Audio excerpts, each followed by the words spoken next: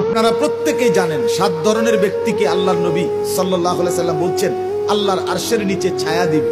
এর মধ্যে এক দল কিন্তু দানশীল। এর মধ্যে একটা শ্রেণী কারা? দানশীল।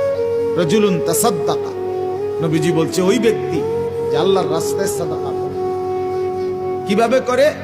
ডান হাতে। লা তা'লামু শিমালুহা, কি দিছে এত গোপন, মানে এতটা লুকিয়ে। এজন্য দান দুনোভাবেই জায়েজ, দুনোভাবেই কোরআন সুন্নাহ সম্মত। নাম বলে নাই, এটাও অসুবিধা নাই, আবার নাম বলছে, এটা তো সমস্যা। এটাতে আপনি জায়েজ এবং দুটোটাই সওয়াব।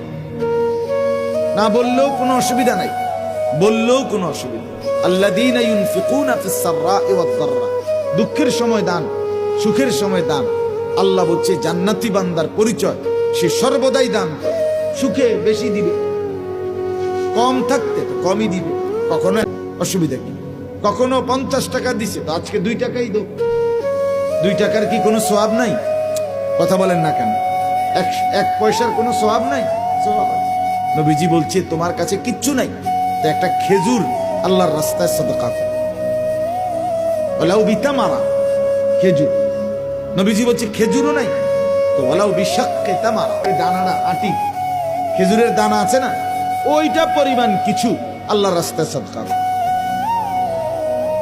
এরপরে নবী বলছে এটাও নাই, এই খেজুরের আটি এত ছোট্ট কিছুও নাই, তা এক কাজ করো।